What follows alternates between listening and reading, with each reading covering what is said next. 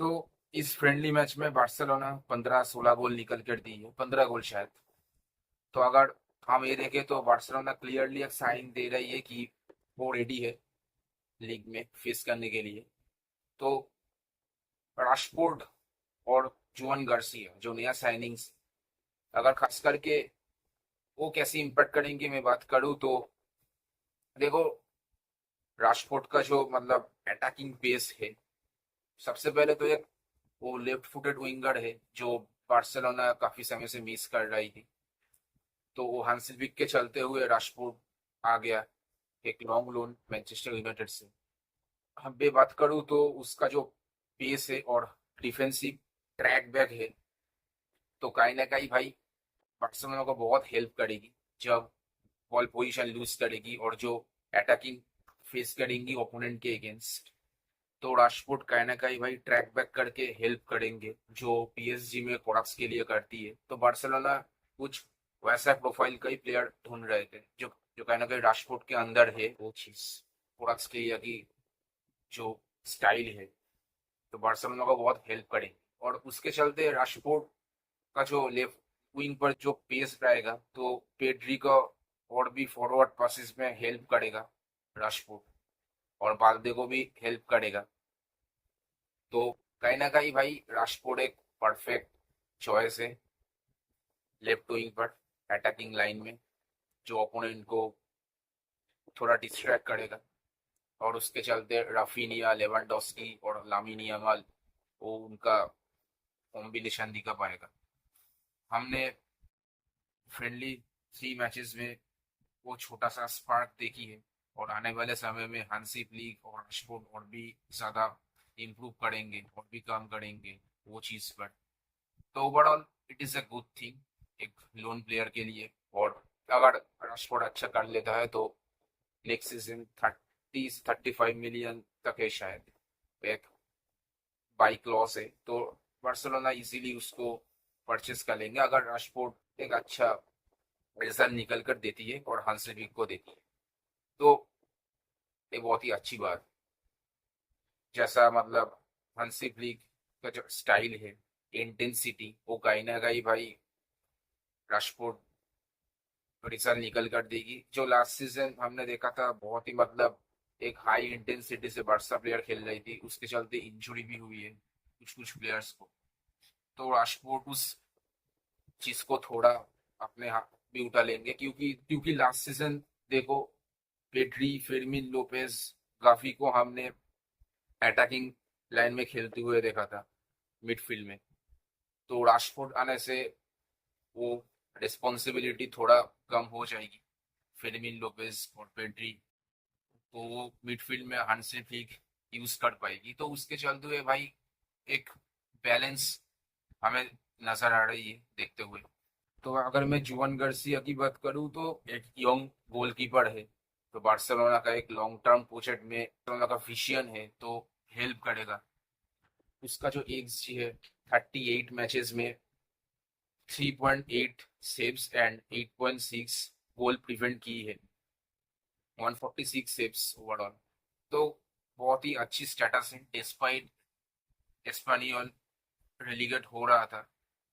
तो वो अलग बात है, पूरा टीम की बात है। लेकिन अगर मैं इंडिविजुअल की बात करूँ तो उसके चलते हुए बार्सिलोना साइनिंग्स की है जो एक लॉन्ग टर्म प्रोजेक्ट में बार्सिलोना को हेल्प करेगी। और एक यंग स्क्वाड जो बार्सिलोना बनाने की सोच रही थी वो कहीं ना कहीं अब बार्सिलोना फुलफिल कर चुकी है Joan Garcia as a goalkeeper sign करने के बाद। तो अब देखते हैं लीग मैचेस में कैसी परफॉर्म करती है ये दोनों साइनिंग्स।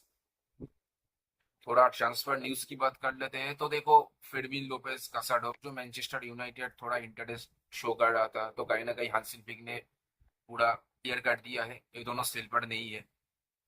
क्योंकि ऑफ कोर्स हांसिल पिक का जो इंटेंसिटी है, जो स्टाइल से, तो उसके चलते हुए भाई फिरमिन लोपेज और कासाडो का बहुत इस्तेमाल होगा एज ए सब्स्टिट्यूट और as a starter whatever Hansi Flick Dzire.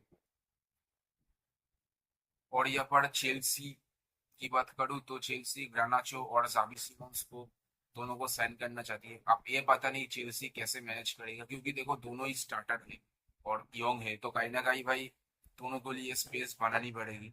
अब पता नहीं इनजो मारेस कैसे हैंडल करेगी ये चीज, कैसे खिलाएगी इन दोनों को अगर चेल्सी साइन करती है तो पालिना टोटनहम ज्वाइन की है। 30 मिलियन का एक टीम था बायर्न म्यूनिख और टोटनहम के बीच। और रॉड्रिगो की बात की जाए तो रॉड्रिगो स्टे करेगा रियल मैड्रिड में, क्योंकि देखो अब जो सिचुएशन हो रही है, मार्केट नहीं है रॉड्रिगो का। मतलब आर्सेनल तो विक्टर गोयकरेस धोनी मादुइको को साइन कर ली है। अब आर्सेनल के पास जगह नहीं है रॉड्रिगो को खिलाने के लिए। उसके चल लिवरपूल की बात करें तो लिवरपूल इसा के ऊपर जा रही है। अब पता नहीं न्यूकासल कैसे ये चीज हैंडल करेगी, क्योंकि जो सिचुएशन है तो इसके चलते रॉड्रिगो मुझे नहीं लगता कहीं जाने वाली है। वो अलग बात है साबी अलोंसो कैसे खिलाएगी नहीं खिलाएगी, लेकिन रॉड्रिगो स्टे करेगा। और जो न्यूकासल और इस के बीच में जो एक ड्रामा हो रही है, तो कहीं ना कहीं मुझे लगता है कि न्यूकासल एक कॉन्ट्रैक्ट रिन्यूअल करेगा इsak के लिए, जो उसमें क्लियरली बोल देगा न्यूकासल की नेक्स्ट सीजन इsak आराम से जा सकती है अगर कोई क्लब अप्रोच करती है तो। क्योंकि लिवरपूल का जो 120 मिलियन का जो ऑफर था वो न्यूकासल ने रिजेक्ट कर दिया है। और लिवरपूल को भी पता है कि ये रिजेक्ट कर देगा न्यूकासल, लेकिन फिर भी कहीं ना कहीं लिवरपूल एक मतलब टेस्ट कर रहा था सिचुएशन को। अगर न्यूकासल मान जाता तो वो अलग बात होती, लेकिन कहीं ना कहीं भाई लिवरपूल थोड़ा यहाँ पर माइंड गेम खेल रही है न्यूकासल से, क्योंकि हुगो एक्टिको का तो एक बार साइन कर लिया है जो न्यूकासल का एक फर्स्ट प्रायोरिटी था। उसके बाद आप इसे के ऊपर जा रही है, तो कहीं ना कहीं भाई कैसल के साथ बहुत ही गलत हो रही है। तो अब यही सिचुएशन है ओल्ड ट्रांसफर में। तो अगर बात की जाए तो देखो लिवरपूल का मुझे लगता है एक सेंटर बैक साइनिंग करने की जरूरत है, क्योंकि कोनाटे का जो सिचुएशन है कुछ मतलब पता पता नहीं है। कोनाटे स्टे करेंगी कि नहीं करेंगी वो 50-50% है। अगर रियल मैड्रिड देखो, अगर रूमर सच होती है तो end of the transfer window में अगर अप्रोच करेगी कोनाटे को लिए तो लिवरपूल को सेल करना ही पड़ेगी मजबूरी में, क्योंकि लिवरपूल तो फ्री में नहीं जाने देगा। क्योंकि जो अलेक्जेंडर आर्नोल्ड के साथ हुआ था तो लिवरपूल सेम चीज तो नहीं करे। तो उसके चलते हुए देखो मुझे लगता है लिवरपूल को एक बैकअप की जरूरत है, बैकअप प्लान। अब देखते हैं लिवरपूल कैसे इस सिचुएशन को हैंडल करती है।